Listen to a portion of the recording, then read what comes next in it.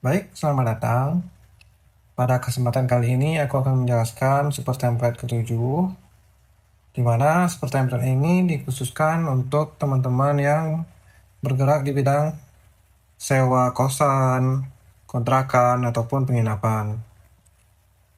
Jadi template ini berbasis Google Sheet dan bisa diakses melalui browser, aplikasi, dan bisa digunakan di device PC, tablet, maupun di HP secara bersamaan.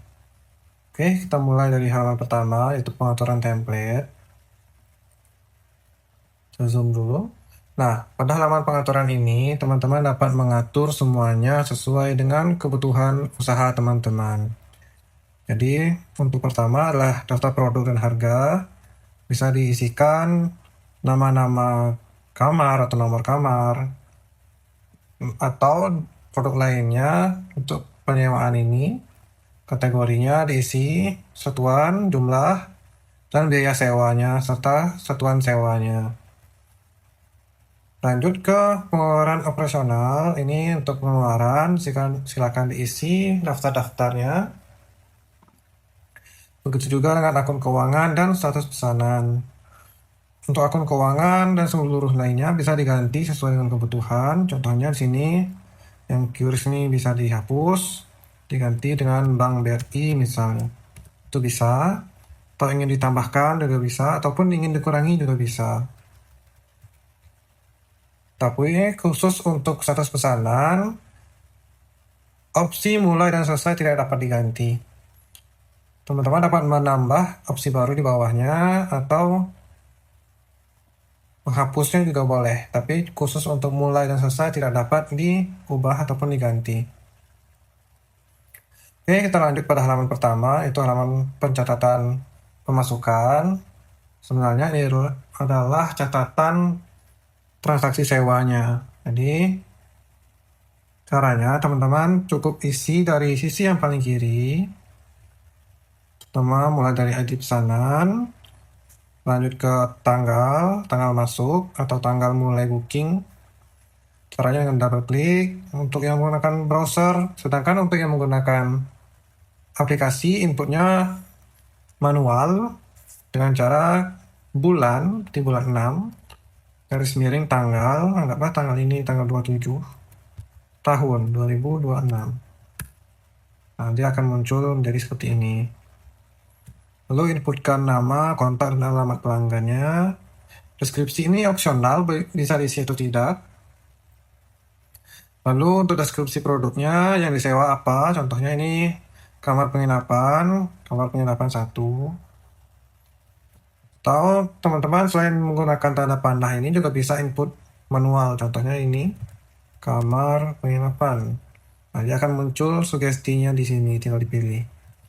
Jumlahnya berapa, satuannya otomatis. Durasi sewanya berapa lama, nanti satuannya juga otomatis. Untuk harga layanannya juga otomatis berdasarkan database-nya.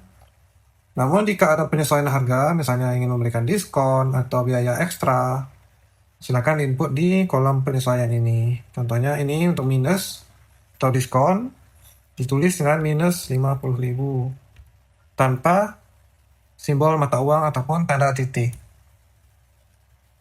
Lalu jika ada layanan tambahan atau biaya ekstra, contohnya ada penambahan contohnya di sini untuk penginapan dia butuh teman bantal, maka ada ekstra biaya 50.000 dicatat di biaya layanan ekstra. Lalu terakhir ini adalah total harga yang muncul berdasarkan harga satuan dan biaya ekstranya. Contohnya di sini dari 250.000 ditambah selama 2 hari jadi 500.000, ditambah 50.000 jadi 550.000. Kalau ingin memberikan diskon, misalnya diskon 25.000 misalnya, kan inputkan minus, dia akan berkurang. Ada harga finalnya. Lalu untuk pembayaran ada 2 tahapan, pembayaran awal dan pelunasan. Teman-teman bisa isi di salah satu atau keduanya, bebas sesuai dengan keputusan atau ketentuan di usaha teman-teman.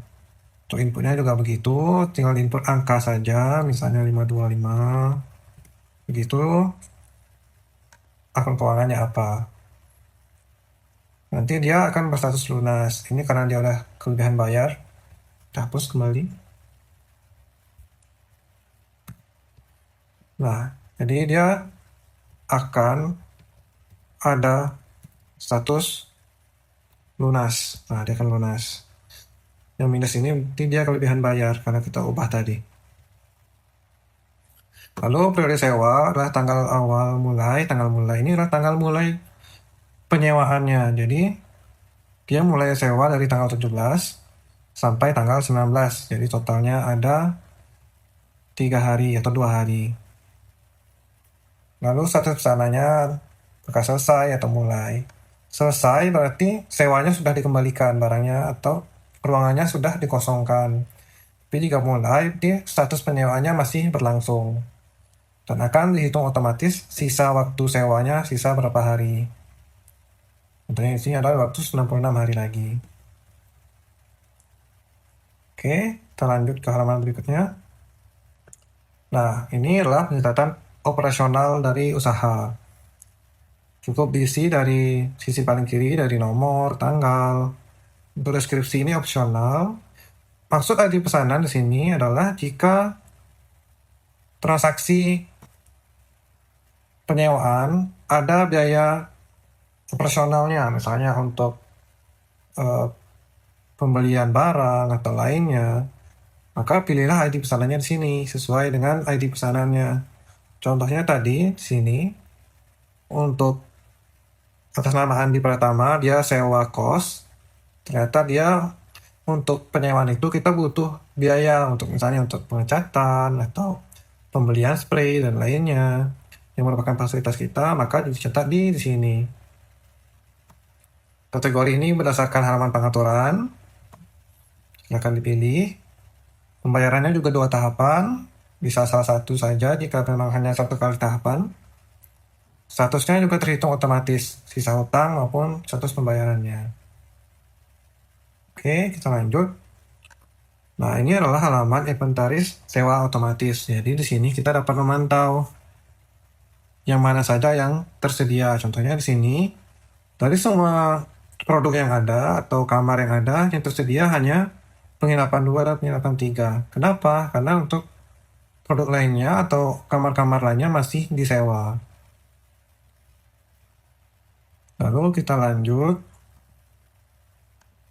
Ini jika teman-teman pada saat operasional ada transaksi barang, misalnya pembelian untuk cutter atau misalnya kalau penginapan misalnya spray atau lainnya, nah itu bisa dimasukkan di sini. Barang masuk dan barang keluar. Jika digunakan atau barang itu baru dibeli masuk ke jumlah masuk. Dan jika barang itu digunakan dan habis pakai dicatat di barang keluar. Nanti inventarisnya akan update otomatis di sini. Oke. Lanjut ke halaman rekapitulasi hutang piutang. Ini berjalan otomatis berdasarkan pencatatan transaksi dan pencatatan operasional. Ini adalah total akumulasi piutangnya dan ini akumulasi hutang. Nama-namanya akan otomatis ditarik dari halaman transaksi pencatatannya. Lalu database. Ini database barang sesuai dengan periode yang kita pilih. Contohnya di sini kita ganti menjadi 1 Juni. Maka dari 1 Juni sampai 30 Juni hanya ada orang-orang ini yang menyewa. Namun jika kita tarik ke belakang, contohnya dari April, nah namanya akan lebih banyak. Ini rentang waktunya tidak ada patokan, silakan diubah sesuai dengan kebutuhan. Tidak ada ketentuan harus per bulan atau per minggu. Lanjut ke halaman saldo keuangan. Ini otomatis menghitung saldo keuangan berdasarkan uang masuk dan uang keluar, sehingga terhitung saldo akhirnya dan divisualisasikan menjadi grafis donat ini. Ini adalah total akumulasi keuangan kita yang ada sekarang ini. Dan jika ada pemindahan dana dari satu akun ke akun lainnya, silakan dicatat di transaksi penyesuaian. Contohnya dari GoPay ada transfer dana ke tunai sebesar 5 juta, maka dicatat di sini. Kita lanjut ke perhitungan laba rugi per pesanan. Contohnya untuk kamar kos 1, Dia total biayanya ada 3.750.000. Dan untuk operasional sewanya selama dia menyewa, ada operasional sebesar 200.000. Maka kita secara laba rugi terhitung 3.550.000. Namun karena dia ada piutang di 150.000, maka arus kas yang sudah masuk sebesar 3.700.000. Ini karena dia masih ada piutang. Oke, kita lanjut ke status pesanan. Ini jika teman-teman ingin melihat status pesanan berdasarkan statusnya. Contohnya sini ada selesai untuk tanggal 1 Mei sampai 30 Juni. Untuk tanggalnya bisa diganti sesuai kebutuhan, tidak ada ketentuan bakunya. Dan untuk statusnya juga demikian, silahkan dipilih. Jika ini tidak menjawab apa-apa, berarti dari rentang tanggalnya tidak ada status pesanan yang sesuai. Contohnya ini kalau kita ganti tanggalnya, karena tidak ada yang statusnya mulai, maka dia tidak muncul. Nah, kita muncul kan ternyata dari 1 Mei sampai 21 Juli baru munculnya status yang punya Andi Pratama. Ini munculnya berdasarkan tanggal selesai ya. Di sini sudah aku catatkan statusnya. Oke, kita lanjut. Untuk laba rugi ini juga sudah otomatis, silahkan dipilih saja tentang tanggalnya. Ini dari 8 Juni sampai 30 Juni atau 8 Juni saja juga boleh. Ini semuanya akan update otomatis. Atau dari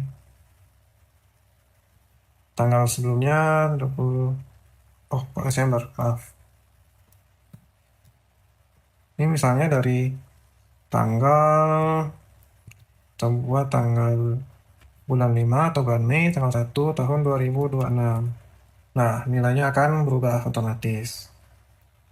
Begitu juga untuk arus kas, silahkan diganti saja sesuai kebutuhan. Contohnya kita ingin melihat bulan Juni saja, berarti 6/1/2026. Nah, ternyata jumlah arus kas kita adalah plus 42.050.000. Laba rugi adalah nilai total transaksinya, sedangkan arus kas adalah nilai yang benar-benar sudah dibayarkan untuk pendapatan maupun untuk pengeluaran. Lalu terakhir halaman dashboard. Di sini penggunaannya sangat simpel. Silakan dipilih rentang periodenya sesuai kebutuhan. Contohnya di sini dari misalnya aku mau lihat dari tanggal 1 Januari misalnya 1 bulan 1 2026. Nah, dia akan muncul perbandingan dari periode 1 terhadap periode 2. Ternyata periode 2 dari tanggal 1 Juni sampai 30 Juni nilai laba ruginya lebih tinggi dibandingkan periode 1. Sedangkan arus kasnya lebih rendah karena baru dibayarkan sebesar 42 juta. Nanti semuanya akan update otomatis, mulai dari grafis nilai transaksi laba ruginya, nilai transaksi arus kas, lalu nilai-nilai akun keuangan. Untuk detailnya ada di bawah, graf untuk tabel. Lalu di sisi kanannya lagi ada jenis produk. Ini berarti pemasukan berdasarkan per kamarnya jika di penginapan. Ini untuk operasional atau pengeluaran berdasarkan kategori pengeluaran. Dan terakhir berdasarkan transaksinya. Di sini ada jumlah transaksi harian, status pesanan, top 5 kamar yang paling sering disewa, dan top 5 orang yang paling sering menyewa. Untuk detailnya lihat di bawah saja, karena tabelnya juga akan update otomatis. Oke, jika teman-teman merasa butuh menggunakan template ini, silakan akses melalui profil akun ini. Linknya sudah aku sematkan di sana atau di deskripsi video ini. Cukup sekian dan terima kasih.